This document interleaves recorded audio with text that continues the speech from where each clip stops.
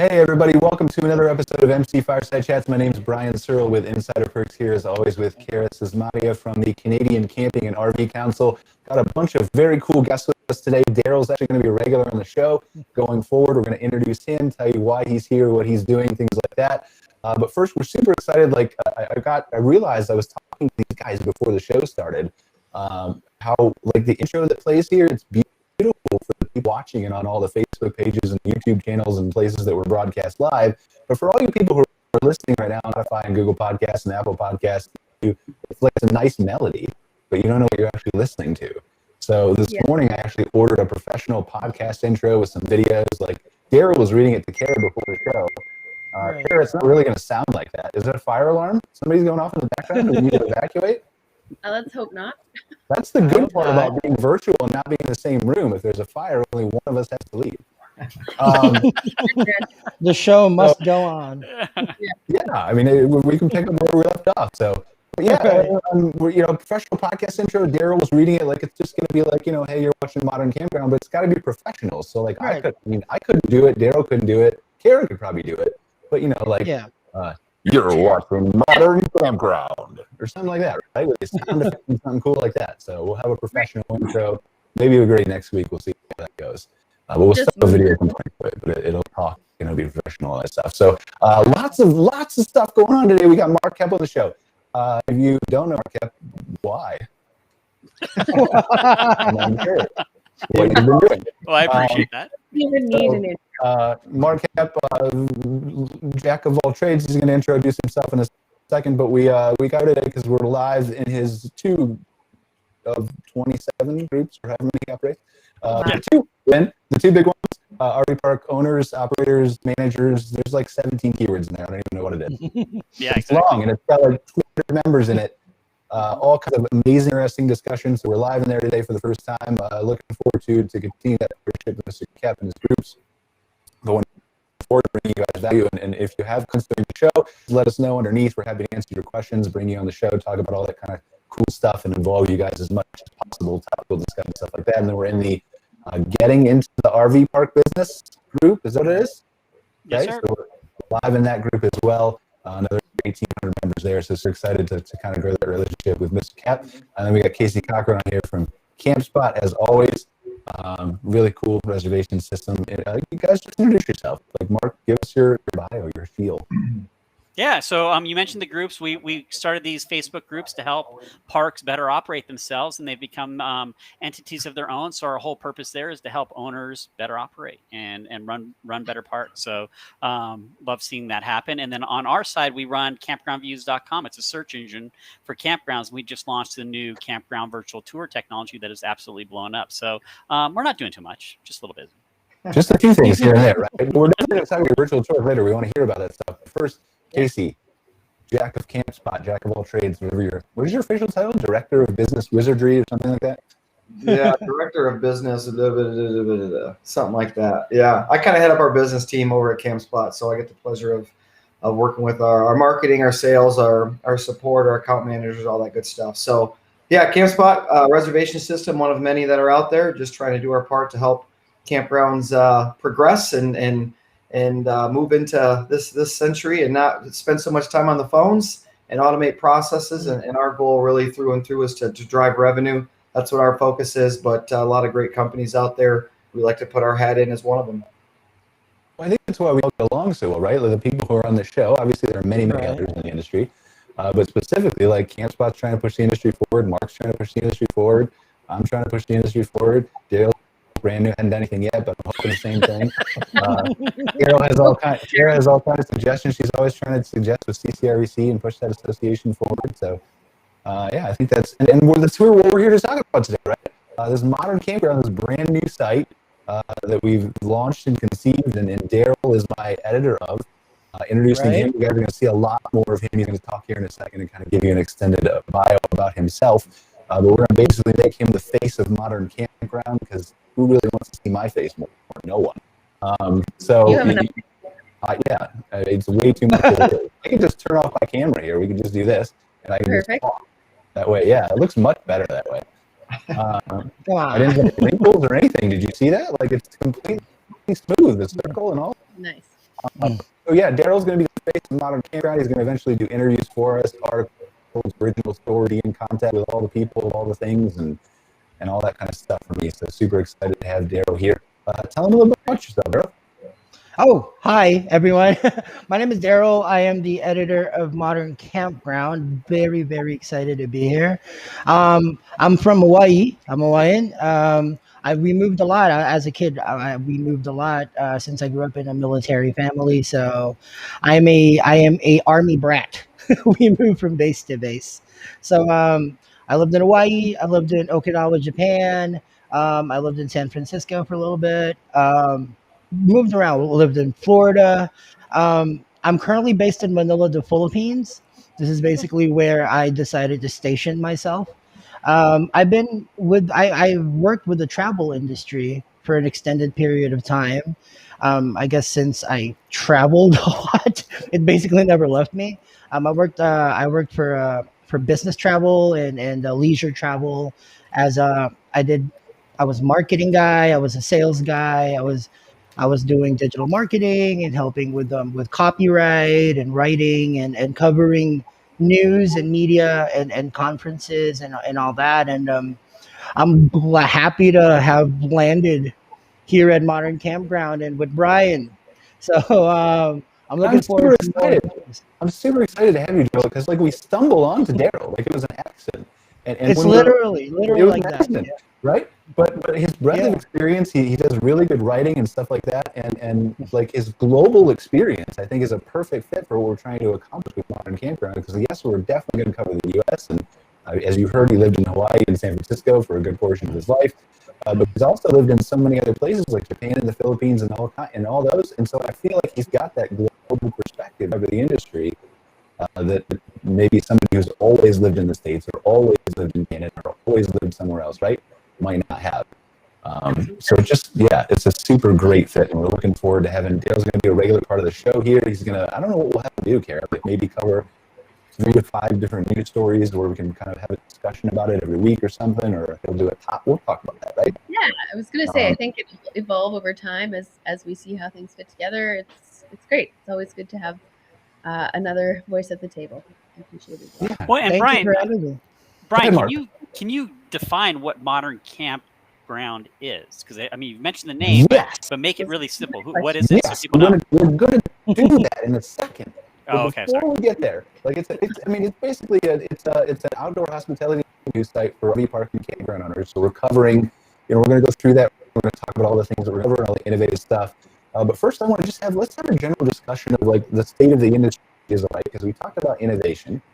I feel like when we were creating Modern Campground, there was a need for more expansive coverage, more original writing, more worldwide, right? That nobody's doing. Right. And so I feel like this is really going to contribute to making the industry, not that it needs to be more professional, but more complete. Professionally, does that work? Because there's a lot of investors and hedge funds coming into it who are looking for this information, as evidenced by your getting into the RV park business group with 1,800 members. There's a hunger for this knowledge and information that they are getting from your group, but also needs to be done from a news perspective thing too. So, what do you guys think about that? I think people are consuming news in newer ways. We're not just, Google searching for a topic and seeking out news. It's vital that Modern Campground is strategic about how it's feeding articles and providing access to its content. So I really love all of the great stuff I've seen so far from Modern Campground. I'm excited to see it just kind of take things up a notch from where they are specific to news in the industry at this point. Right. What do you guys think, Mark? Casey? Put you on the spot. Yeah. No, I can go ahead. Daryl, this is a side note. The only state that CampSpot is not in is Hawaii. So I have Hawaii. Yeah, so I need you to get me an intro, and we can cross that our massive bucket list because it's the only state we don't have. But no, I mean, as far as overall about this, I mean, the industry is growing rapidly, and so people that if there are campground owners or viewers that potentially aren't interested, their kids, their managers, their employers are, right. So right. There's someone in these organizations that's craving additional information by, Mark's groups are a great example of just the amount of knowledge, quick knowledge that people come to expect and be able to get. But people typically within that aren't reading the full perspective of everything. It's just very quick comment, things of that sort. So I think there's definitely a place where people want to get, up-to-date information on campgrounds. Across the world, because the things that are working in, Canada may be working really well, really well working in the U.S. and vice versa. And so getting stories and getting content across the globe, I think adds a really, fun, cool, educational aspect to something that's kind of maybe been missing at this point in this industry. Right. Yeah, and the industry, when we look at the industry as a whole and where it's going, you need to look at where it's been and how it got here, right? Camping's always just been an alternative form of travel, generally enjoyed by people that are of middle class income. It's an inexpensive way to go enjoy things. And what happened during COVID and what's continuing to happen right now is the entire travel landscape and accommodation landscape has been turned on its head. And you got to look at it from both an industry side and the consumer side. And as a marketer, I always look at the consumer side first because that drives industry. What people want to buy and pay for is what the industry then needs to provide. And so when we look at the consumer side, there's a lot of angst within the consumer side. They want to do international travel, they want to do cruises, but then all of the different rules and regulations that are making it very difficult to do that, they're then choosing an alternative form of travel. And that's what we've seen happen with RV and camping is basically it's a great choice. Go buy an RV, I'm socially distanced, I can do what I want, I can start traveling. And there's been a whole bunch of people, all the data shows the points, a whole bunch of people that have just entered the industry this year as campers. And so the big question that we have is, do they stay? Or do they just do it for a little bit and then they start doing something different? And so far, the early signs are showing that they like it. They're staying. They're enjoying your parks. They're enjoying destinations, and they're enjoying the travel. So going forward, it's going to take an industry wide perspective and focus to keep those people customers, continue to serve them, and provide the additional benefits that they have. And so as an industry, and that's really what this is pulling together the entire industry to talk about where we're going to go next. And when I say talk about, like, I can talk all day long, but in the end, it's what the owners decide to do with their park, right? Whatever they do is what they're going to provide to the consumer. The consumer either enjoys it or not, and that changes the industry. So in the end, the bottom line is the experience campers have in the campground is what drives either growth or decline in our industry. Yeah, makes a lot of sense. So. Yeah. So I mean, should we just show this thing? I feel like we should just show it. Let's do it. Please. I would love to see it. And see. So there we go. So obviously, you guys can browse through this on your own, right? And I'm going to have Daryl go through a little bit about how we're finding stories and what we're looking for. Don't give away anything secret, Daryl. Okay. But we're going to go kind of through like what our goal is as we grow and how we're going to look for more things. But I just want to take in a quick tour of some of this stuff. Obviously, like when we were looking at this from a usability standpoint, the first thing we wanted was ease of use, because news store, like publishing 20 to 30 original articles a day as it is, and we're going to continue to grow that as we work toward it. Like right now, you don't see any advertising. When we open up the advertising, we start getting the traffic and like that more so than we already are. Then we'll continue to hire more writers, and we'll send people to conferences, and we'll create videos, and we'll do all those kinds of things. And so we're excited about that. But the volume of that news moves by at such a rapid pace that you could look at these box or top stories, and 2 hours, 3 hours later, there could be 5 completely different stories here, right? Right. And so make sure that you can search for everything as easily as possible. So, if you're looking for stories on Ohio, for example, it's literally going to pull it up real time underneath you. You can scroll through the search boxes. You can find what you need. And then obviously you can click right to the article, or you can see all results to see a search page. But the idea being it's just super, like it'll search through all the, let's see if there's an article. Is there an article in Ket? Well, somehow you're in those 2 articles. Yeah, I don't know how, but it's a simple search, but yeah, really, the problem in the RV news is, yeah. So just finding stuff and all that kind of stuff, so you can see what you want. And then we got everything broken apart, like on the homepage, into categories, right? So this top stories, like right now, this top stories is it the tagging stories that we feel are kind of important or more relevant. Now, ideally, as we move forward, these are going to be things like Arlic announces their conference, CCRBC announces Camper Appreciation Weekend, Cloud adds text messaging, stuff like that, right? Right. And so as we continue to grow the Modern Campground brand, and we're able to reach out to KOA and say, like, we'd like to do an original story on you or an interview or whatever else, and KOA is like, oh, we know Modern Campground, not who is Modern Campground, then we can start to kind of cover more of that original content, and Daryl's going to spearhead those efforts, and we've got a couple other writers working with Daryl as well. So you'll see that kind of stuff start to evolve, but everything's tagged here. It's all organized, as you can see. For the United States and Canada, it's organized down to the state or province. And so if you look at a story like this and you're like, well, I've already read that $4 million Indiana startup article again, but I'm on campgrounds in Indiana. I want to look at it. You can literally just click on Indiana. And it's going to show you all the stories that we currently have in Indiana. Now, obviously, it's light right now, right? We've only been publishing for 2.5 weeks, 3 weeks now? Yeah, about 3 weeks, not even. So, yeah. So I think it's going to rapidly fill in the information that's available to you there. But some of that stuff is, historically speaking, even though it's news, it doesn't get outdated. It's a resource you can go back and read about. Right. And learn about from your partners. So you want to have that array of knowledge there. And so province, state, and then by country. So we've got like Europe, and it's broken down by United Kingdom, by France, by Spain, by whatever you want to do. And same thing with, collecting news and videos and stuff like that. So really here under events, we're going to do a comprehensive calendar of your conferences coming up, KOA conference coming up. Mark kept doing his 23,000 world conference thing. He has more of them than I've ever seen in my life. He said no. Yeah, but we're going to put that there in a calendar sheet. Click in and click through and kind of see all those events and stuff. Right now, it's just listing a couple campgrounds. That's where that's like.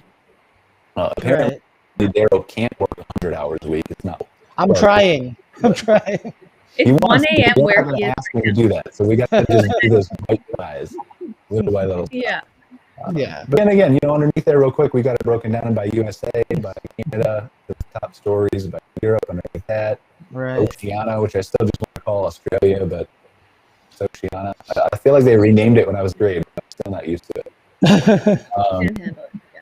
And then around the world just kind of aggregates it more into categories and stuff. Like you can see we're having some trouble finding content in South America and Africa. Was that in your group, Mark, that we saw the lady from Argentina?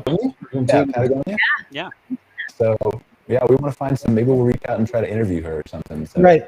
That sounds good. But, we're going to look for, obviously we know camping exists in Africa and South America. We just have to be smart about it, talk about it. So. And then the Glammy industry section we're going to cover lately. That'll grow, and then of course our press release section and stuff like that. So, right. So you're stepping your toes in lightly, right? I mean, geez, that's everything. That's a lot of work, Brian. Well, I mean, it's Daryl and our writers who are really doing stuff. Yeah, we're stepping in. I mean, we want to ramp it up. Like we have a real vision in our head of like this is a great start, but we really want to uncover some of these stories that nobody else is talking about, right? Like, it's very easy to write a story about Arvins because that's huge news and everybody wants to talk about that. Right. It's very easy to cover those main topics, but if we get more writers and more staff, and some of that's of course going to be supported by the advertising, we're going to have those partners, but we're also giving you a global audience that we feel is going to be able to be trackable and stuff like that, but that's going to be able to help us grow our staff and cover more of this stuff. So. Right. So is your goal, Brian, for this? Is it primarily campground, employees, owners, managers, or is the goal of this a cross between that and your average person that's interested in camping articles? Like who's the main audience that you're going for? So I think my main audience is campground RV parks owners, managers, employees, team members, work campers, stuff like that. Now I think as a natural consequence of us doing SEO and covering so many things in so many places, that you're going to have an audience of campers to some extent who are interested in this. But I don't think they're regularly following the blog like the industry would be. Because they're looking at one article that may impact them that they find through Google search. They're not coming back here and looking at a regular screen like a campground owner would. So sure. Yeah. Right. But then you go ahead. Sorry. Oh, that's I was going to say. I'm not. Huh? I'm sorry, Brian. We must have a delay. I was just going to say, more than anything, to me, the ability to just filter by topic and region and things, it's so unheard of, specific to the camping industry news itself, that stuff alone, I mean, on top of how much work it probably was to build and orchestrate, the functionality and ease of it is going to make this an incredible resource that we just have never seen before, specific to our industry. Right. I guess that's one of our Oh, go ahead, Brian. No, sorry. Go ahead, Carol, please. Yeah. Well, I guess that's one of our targets. In making the website it's ease of use. More than anything else, it's ease of use. And as you can see, the website's very visual. We like to keep it visual so that so it's enticing to the eyes and it's easy to use. And we offer different languages, for people that, you can just click the select language button right there and languages will pop up in Spanish. Cool, let's pick one and show them. South Korean. Yeah. Oh, that'll be a nice visual one. Right. Nice visual one. There you go. Hopefully now that is Google's AI. Yeah, so if that's anything offensive to the people who are watching in Korea, I apologize. I am so sorry. It's all Daryl's fault. We are so sorry. That's awesome. But yeah, see, now it's in Korean, so it's pretty cool. Yep. So real time, and you can watch, change stuff around, and so that's part of our reason. Like, we know we're going after a global audience, and so we want a language in which they're comfortable in, and so we'll default to English around the world, everywhere. But you can very easily switch that in real time. So Brian, aside from growing the content library fundamentally, what are your goals for Modern Campground? Like, what long term, what do you see?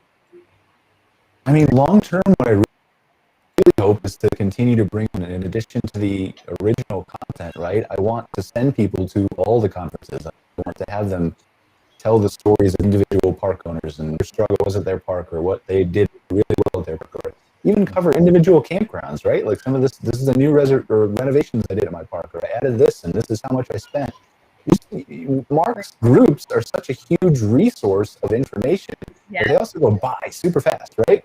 And so you can still search through that and you can find all that useful knowledge, but I think if we can organize it in a way where we share photos of the individual parks and all that, kind of people can go back and reference kind of a library of that. Like, the sky's the limit, right? We want to hear suggestions from people. We want to listen. Like, I've tossed around the resources section idea, right? Where we list, obviously the associations and things like that, but training materials, or here's some articles we're writing on marketing, or, how different types of glamping tents and stuff like that. So kind of people can go back and just reference articles as a library of education too. Right. But who knows? Really, it's all going to depend on the traffic's got to go up, which it will. It's already exceeded our expectation. But it's new in Google. We're going to be sandboxed for a little before Google's like, oh, they're established for probably a couple months.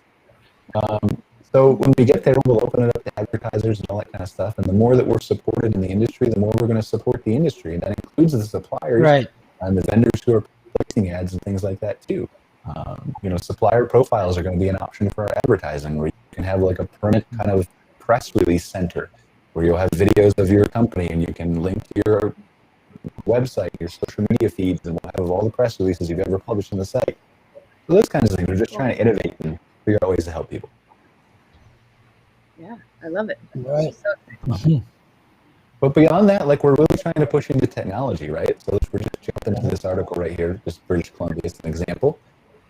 We're just commenting and stuff like that here. But one of the big things is, like, we're trying to embrace as much technology as possible. So I don't know if the audio comes through here, but you can play every single article. Columbia Village now allowing people to live in RVs for up to 4 years. The village council has granted permission. So I don't know if you guys can hear that coming through there. Yeah. Yeah, Yeah. I can hear it. Okay, cool. So, it's automatically transcribing every single article. You can listen to that stuff in real time.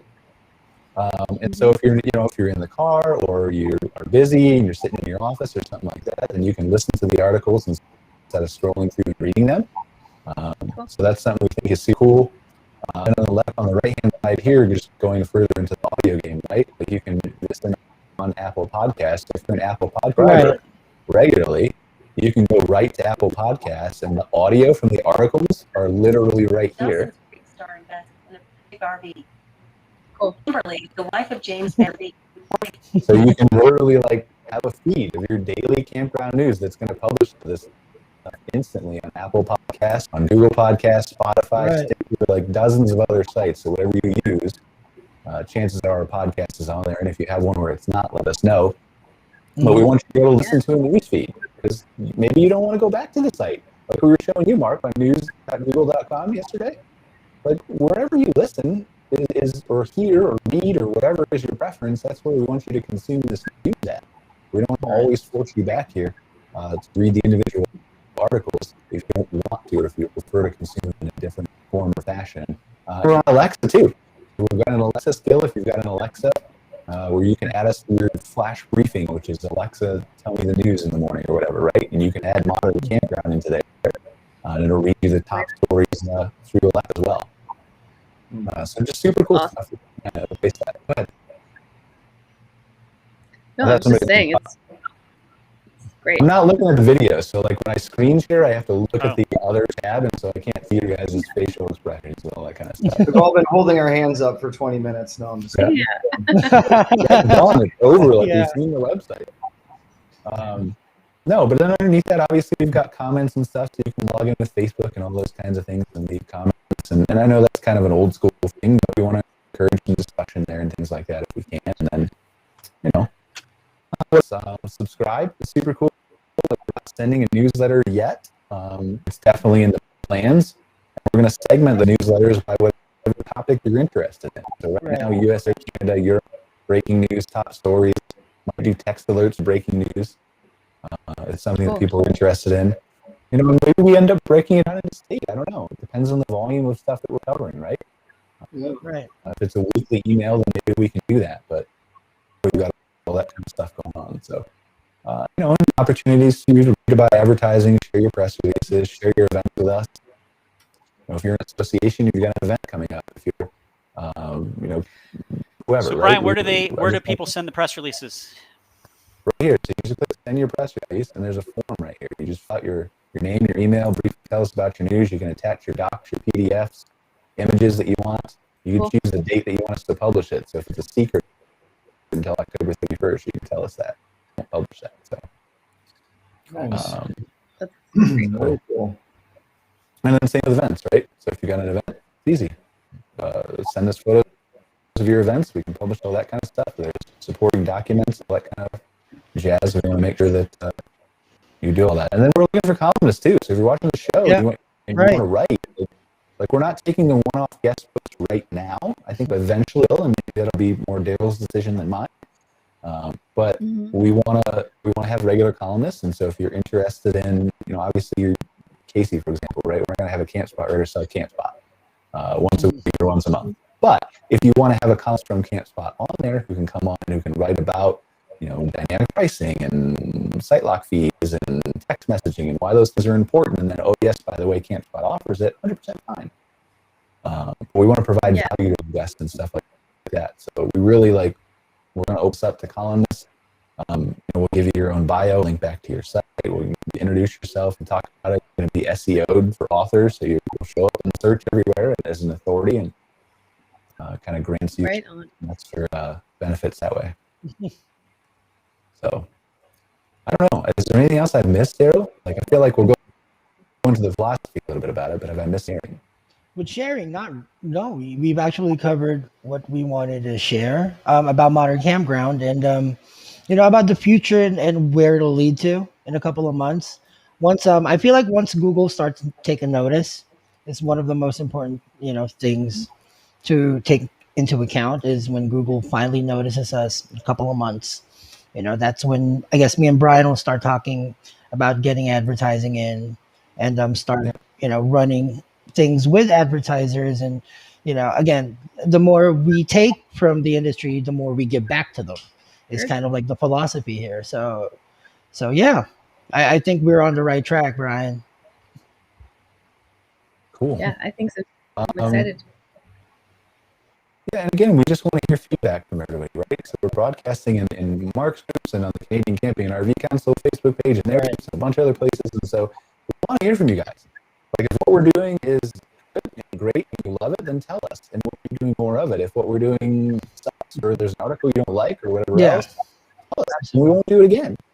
If there's an area we should expand into and cover that you're not seeing enough content on, let us know. Right. Absolutely. We'll see if we can find it and write about it. So we want to always be evolving, always be listening, and always be changing. Totally. All right, we're only at 30 Deeper minutes. information out there, that's for sure. So many new parks, new owners, new people coming into the industry. For them to learn, it's vital. So this is good stuff. Yeah. Absolutely agree. Yeah. So let's pivot a little bit, right? Let's Mark's here. Obviously, we're in his groups. We talked about him. He's doing these super cool virtual tours. Let's just talk a little bit about this service that you're offering, Mark. Yeah, actually, it may be easier, Brian, if you shared your screen. Could you go to our demo page at Campground Views? Cool. Do I have that link? Or just type campgroundviews.com. You know what? You can share your screen too, Mark. My camera's in front of my screen, so it's if you see me doing this, I'm trying to look at the screen. To be honest. All right, let's see here. I am there, so I'm not looking at you. You should see that, but tell me where to scroll. Okay, go to see the join at the top there. Just click that. Up in the top menu button. All right, cool. And then scroll down a little bit. There's going to be a demonstration, and so. As everybody knows, or you may not know, our company, campgroundviews.com, connects campers with campgrounds. And the way we do that is visual, so photos and videos. And if you scroll down a little bit, there'll be a demonstration here. But we've been doing video marketing for campgrounds and RV parks for several years now and have measured insane results. I mean, parks have measured $144,000 in additional income in 1 year utilizing our services. Crazy numbers, right? Crazy. And so this new technology utilizes, it sounds like I'm getting feedback, Brian. Is that video playing up above you? We didn't do that as visual, so photos. No, I'm playing up above me, I don't think. Is it? I think there's audio in your tour. Is there audio in your Not tour? in the 360. So what you're looking at, though, Brian, you can use your mouse to look around, just move the screen, very much like Google Street View. This new technology allows people to virtually tour campgrounds and RV parks, see the roads, see the sites. And if you notice over that site, there was a little red marker to your right. There's a little bit of a delay here, but there'll be a red marker. If you see that, you can go ahead and click on that, Brian, and that'll pull up information. My internet, I'm sorry. Okay. Oh, there we go. So if you click on the red marker, it'll give you information about that site. So what this does is this combines our 360 video that's been amazing for parks, and it integrates with your underlying reservation engine. It doesn't replace it. We didn't build a reservation engine here. It sits on top of your existing reservation engine and allows consumers to do what they want to do, which is see your park. It is a fundamental transformation in the way people will find campsites. And as of right now, we have over 450 campgrounds within the recreation.gov system. So federal properties, Forest Service campgrounds, national park style campgrounds. We have 450 of those locations already in this experience right now. And it's the people are saying it. It's not us, the consumers. This is it. I've been wanting this. This is amazing. And so that's our new service, is the 360 virtual tours. And we're bringing this out into the market right now. There we go. I'm going to play just for a second and see if we can watch. But I think it's definitely my internet. It's just a little bit slow. Yeah, so it loads in 4K video. So but it also downsample based upon your internet speeds. It looks like that's what we got going on here. Yeah, so I'm just having slow internet speeds. I'm on my cell phone hotspot this morning. Oh, okay. But anyway, yeah. So so super cool. Like, what I want to see, like, eventually, Mark, are we gonna do this eventually? Are we gonna have like VR goggles we can tour, like campgrounds at shows and stuff?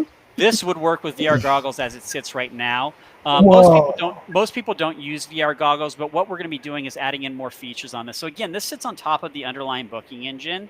So really, it's not replacing anything. It's just an additional marketing tool. So for example, in the top right-hand corner of that demonstration there, you'll see a little map with some icons on it.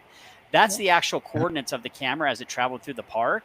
And we're going to make that more interactive so you can easily click and jump through the spots. Another feature, if you bottom right, is there a little calendar icon there, Brian? If you click that, it allows the user to set their dates of stay, and then it automatically updates the availability. So if the site's available, it turns green versus red, and then they'll know that that particular site is available. In this case, it works with recreation.gov where they allow you to book individual sites. And, it depends on how you accept reservations, whether or not that feature fully works. But that's what we're providing right now. That one's open. I got to book it. Where'd it go? Well, especially in recreation.gov, that's a true statement because there's been so much demand in that market. The key thing here is, see that one's available, right? It's green. The key thing that we're helping with recreation. I'm sorry? Yeah, hit pause. I think it's your internet connection is jumping. Oh, okay. So you're I was jumping. going to say you're that. Jumping through sequences. Literally chasing campsites. That'd be a cool feature. People exercise. Take it, grab it. Yeah, but consumers want to be able to see the sites. I mean, everybody has different equipment, different size RVs, different size trailers, different amount of stuff that they're bringing in. I mean, Casey and Campspot, they've proven this with the site lock fees, right? People want to pick their campsite. And so being able to empower them to not only pick the campsite, but actually see what they're getting, it's going to do a few things. It's already doing a few things. Number one, it's drawing people into lesser known locations. And number two, it's allowing people who may not really be interested in camping that much to see, oh, wow, that's actually a pretty amazing place. Let's go there. So it's lowering the barriers to entry into camping and overall improving the camping experience for, anybody who uses the experience. Yeah. Which is a good thing. It's innovation, right? That's what we need. Yeah. We're talking about with Modern Campground, we're talking about with Campspot, we're talking about with you now. The more things and ways that people can embrace technology, because yes, we understand that camping is an outdoor experience, and we love for all of them to disconnect. We love to not have to have Wi-Fi in the campground, right? Right. But we do. It's not going away. It's a mindset thing to continue to adopt social media and share things and use all this stuff. And so, if you can adopt it and give them what they're used to doing and seeing and interacting with, then it's just an easier path for you to get those bookings for people who are more confident in what you're Well, in the recreation.gov, one of the questions people ask is why that? Well, because they had the integration, we had the ability to film a bunch of parks, but there's some interesting data points within recreation.gov. So they have like 1,200 family-style campgrounds nationwide. Their average occupancy is only like 43% across the system. Wow. But yet we all read news stories all the time that they're full. Those news stories are wrong. The popular ones are full. Because they always want to go to the Grand Canyon. Yeah, the popular ones are full, but people don't know about the other ones that are outside of there, and they're not going to those places because they don't have information on them. And so what we're doing is we're filling that information void and actually allowing people to find campsites that may not be the most popular one within the recreation.gov system. I mean, what we've got now is in the last 30 days, our site traffic has doubled, which it had already doubled from the year before. So it doubled on a double.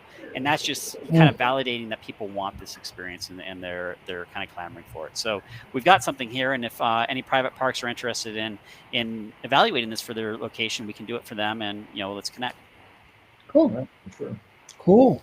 I see there is a massive collection of the West Coast there. Yeah, exactly. So we Are you going to be in 27 places at once? Dude, we could do a whole episode about trying to film public parks during COVID and wildfires. I don't advise anybody do it. In fact, we've got a videographer right now. He's in California filming, and he pings me last night. He says there's a fire, and it's called the Calidor fire or the Calidor fire. You'll see this on the news today. It went from 500 acres to 30,000 to 60,000. And he's like, hey, I'm not going anywhere near that. And he's literally right there. So, one of the biggest complaints we get right now is how come you don't have this campground, especially in California? How come you don't have California parks? Well, if you remember last year during the summertime, the entire U.S. Forest Service system in California was shut down with signs saying $10,000 fine for entering. So we didn't film it last year. That's why we're doing it this year. But yeah, it's been an adventure for sure. Right. Crazy. So cool. That looks awesome. So great. So how does this, and maybe you don't want to tell us, right, because it's proprietary, but how does this VR virtual tour stuff evolve in your mind? Where does it go? You want to keep enhancing your services, right? We know what your core offering is. But if you could do whatever you wanted, technology continue to evolve. Where does it go? So, like I said, we didn't build a reservation engine. So, we're not competing with CampSpot, right? We actually sit on top of the underlying booking engine. So, our goal is to capture every single campground and RV park in this VR experience and enable that. And so, in the not too distant future, I would say about a year and a half down the road, we'll have a do-it-yourself module where park owners could actually get a camera, film their own park, and upload it and do everything. There's some stuff we need to make work on that. So right now we need to film it because it's a pretty technical process to make happen. But eventually we want this to be as ubiquitous as Google Street View for campgrounds, to allow people to actually go tour any campground or RV park nationwide. And then it becomes a portal into it. So we're not, there's actually, since it's an industry show, right? When we look at the industry, you don't want to jump into a revenue stream with somebody. Like, you don't want to take a cut of the reservation booking process. So the real trick is how you monetize that. And we basically are doing two things. One is members paying us to be able to view the experience on campgroundviews.com. And then two, licensing it to parks to be able to empower them to provide it on their system. So that's where we're going with this thing. Wow. Let's put Casey on the spot. Casey, don't put Casey on the spot. Casey and I have had many conversations, and CampSpot's been an amazing partner for us, and they are developing the tools for their clients, which are the RV parks, and so that's where Mark and I've had a bunch of cool conversations with this.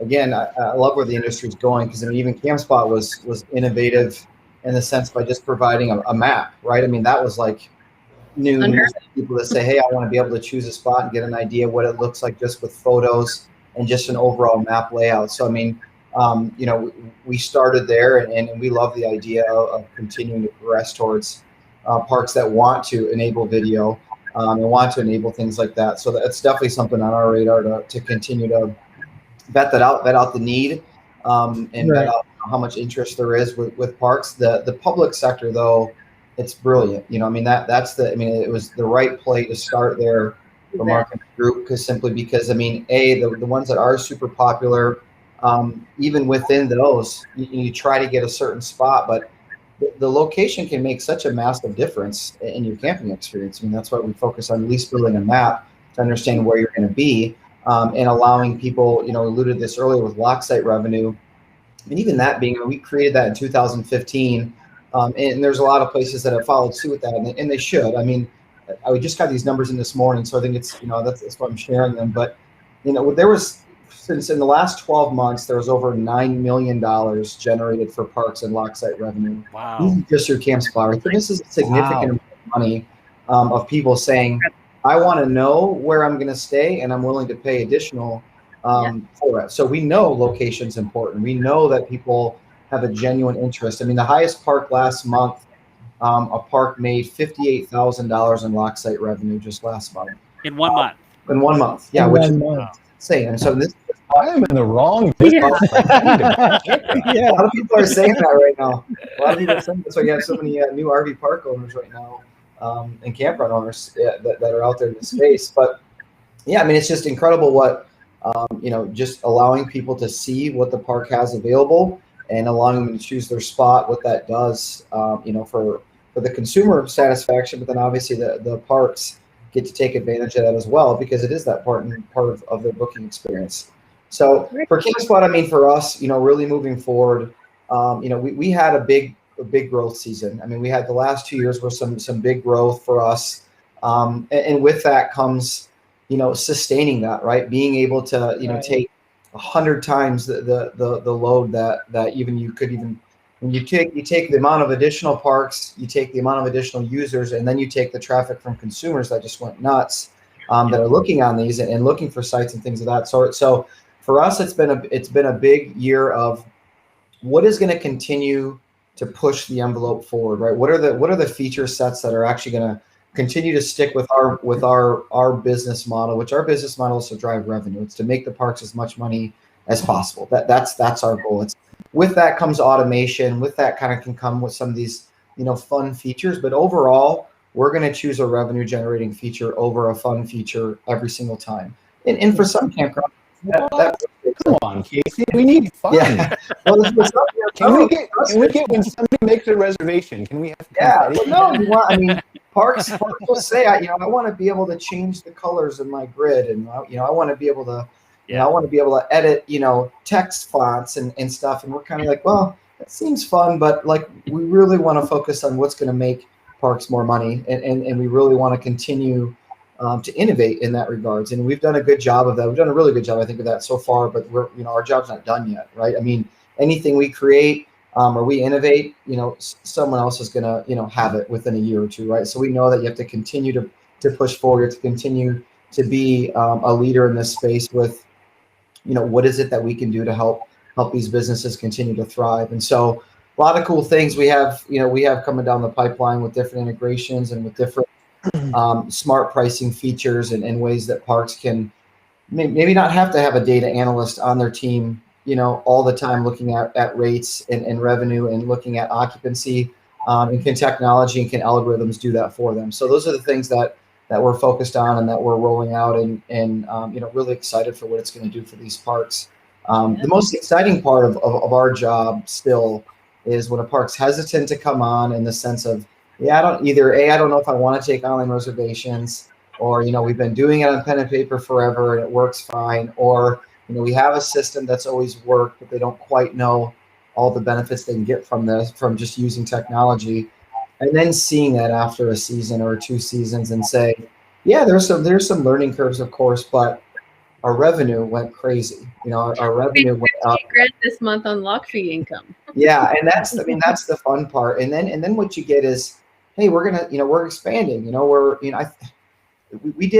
I think we did 322. I think there's about 1,400 campgrounds that use CampSpot right now. We did, I think, 320 some map edits over like the last 45 days.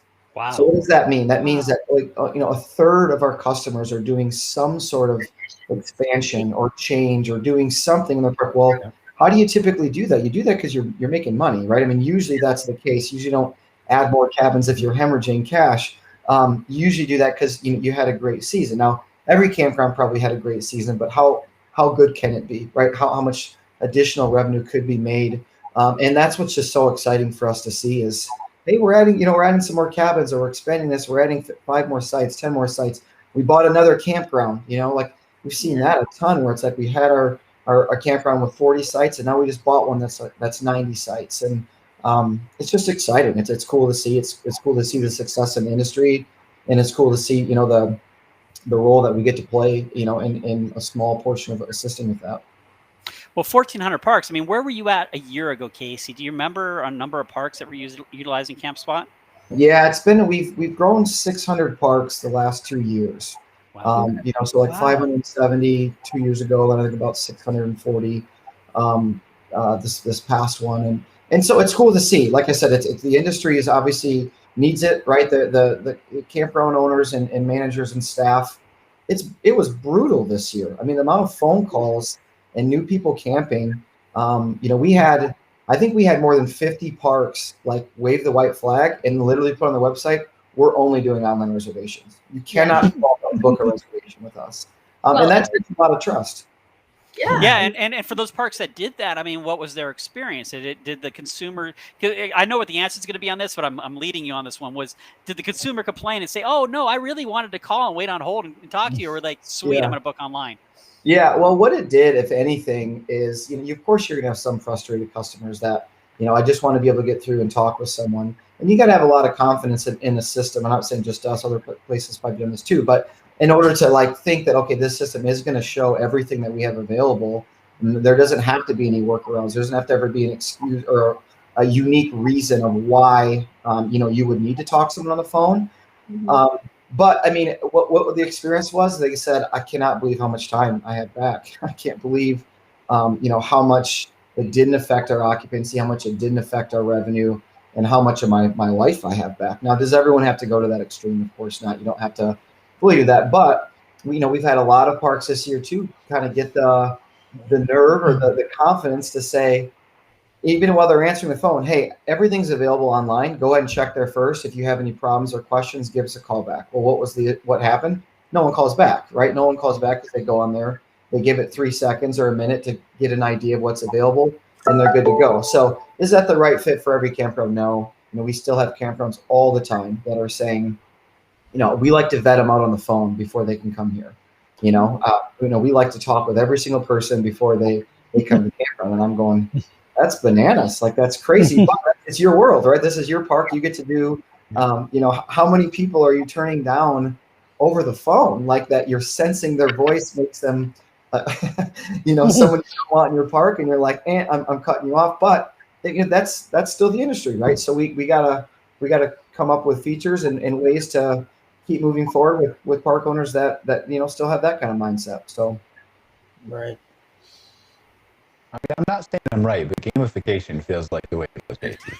I feel like the confetti, like a spinning wheel where you can win a prop. Yeah. The only way you can get there is to spend money to make a reservation. That's revenue enhancement. Yeah, it is. It is. I mean, yeah, it's crazy how many parks have adapted this season, or really focused on it, and they jumped. I mean, the industry average still in the space is wild. It's somewhere in the 30%, something like that overall, as far as the percentage of bookings that happen online. If even that, I mean, that's up from 20% maybe just a couple of years ago. But I mean, as a whole, for the whole industry, is only 30%. I think the whole industry, online reservations, now that's changed a lot with the public. Like, so, because again, that's simply all focused on rev. But as far as public parks, I should say private parks, not public parks, but private parks. I mean, it's been under 50% in general for indefinitely to some extent.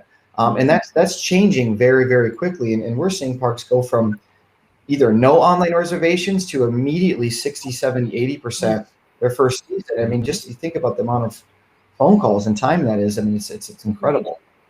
Yeah. I have so many members who are incredibly burnt out after a couple of tough seasons and being short-staffed and all of those things. Like, and it's funny when I'm talking with them, are you automating what you can automate? How are you trying to solve this problem when you can't get staff? And so those are interesting ways to kind of think outside the box about solving those issues. And the burnout has been really real. I have some campground owners who are like, I might close my park early this season. Like, I'm tired.